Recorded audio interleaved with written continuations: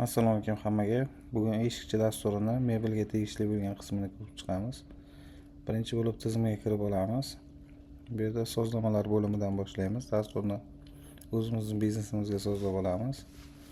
Umumiy sozlamalarda mahsulot uslubi va qadoqlar qismi bor. Bu qadoqlar qismida biz biznesimizga kerak bo'ladigan qadoqlarni kiritib chiqishimiz mumkin. Masalan, korobka bo'lishi mumkin, pachka bo'lishi mumkin, xalta, chelak. Bu biznesga qarab o'zgaradi. Xohlagan qadog'imizni bu yerda plyus belgisi bilan nomi masalan bochka bo'lishi mumkin. To'liq nomi qora rangli 60 litrlik bochka bo'lishi mumkin. Saqlash qiladigan bo'lsak, shu bilan biz lavozimlar bo'limini ko'rib chiqamiz. Lavozimlar bo'limida biz korxonaga kerakli bo'ladigan barcha lavozimlarni qo'shib chiqishimiz mumkin va ularni ruxsatlarini boshqargan holda ularga qaysi bo'limlarga kirishga ruxsatni shu yerdan boshqarishimiz mumkin. Lavozim yaratish tugmasini bosib, lavozim nomini kiritamiz. Masalan, moderator bo'lishi mumkin. Va buni qo'shimcha 3 xil tilda kiritish imkoniyati bor. Keyingisini bosadigan bo'lsak, buni o'chirib qo'yib, bizga moderator uchun ishlash uchun qaysi bo'limlar kerak, shularni tanlab chiqamiz va bu bo'limlar ichida aynan bir qaysi ruxsatlarni berishimizni ham tanlab o'tishimiz mumkin. Ish haqqi, mebel sozlamalari va o'sha lavozimdagi insonlarga faqat shu oynalar ko'rinadi.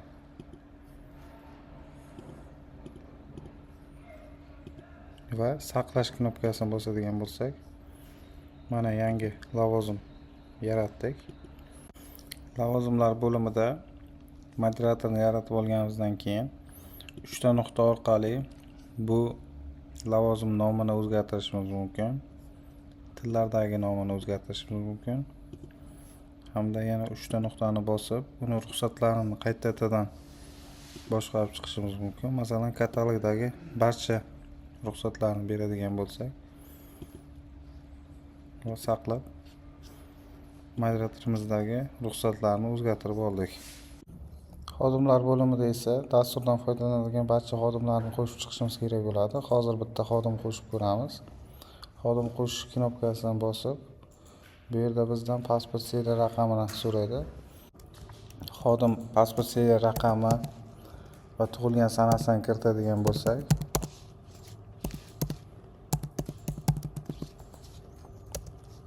xodimning ism, familiya, otchestvosini o'zi avtomatik tarzda kiritib beradi. Xodim telefon raqami ham majburiy. Uning emaili, agarda xodim parolini unutib qo'yadigan bo'lsa, yangi parol uning emailiga boradi.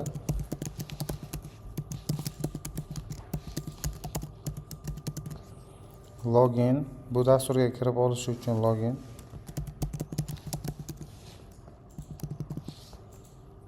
Hamda parol. Bu yerda ko'rishimiz mumkinki, parolda 8 ta belgidan kam bo'lmasligi va raqam ishtirok etishi majburiy.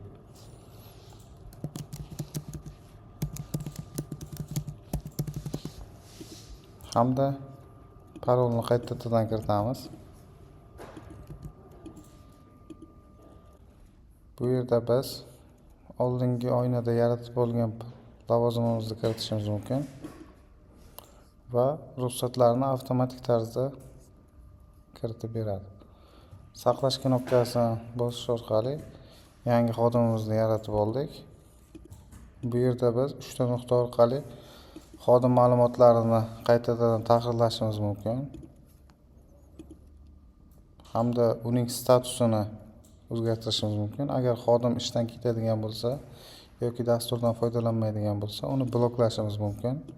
Uning statusi o'zgardi hamda uni statusini qaytadan aktivlashtirishimiz mumkin. Yana 3 ta nuqta orqali uning parolini yangilashimiz hamda ruxsatlarini boshqarishimiz mumkin. Moliya bo'limida ko'radigan bo'lsak, bu yerda 2 xil valyuta mavjud: so'm va AQSh dollari. Keyingisida esa to'lov turlari mavjud. 4 xil to'lov turi: naqd, karta, kartalararo o'tkazma va bank o'tkazmalari. Bu yerda bu o'tkazma turlarini aktivlashtirish va bloklash mumkin, hamda to'lov haqiqiyligini tasdiqlashni o'chirib yoqishingiz mumkin. Keyingi bo'lim esa xarajat va daromadlar bo'limi. Bu yerda korxonaga kirim bo'ladigan barcha daromad turlarini kiritishimiz mumkin.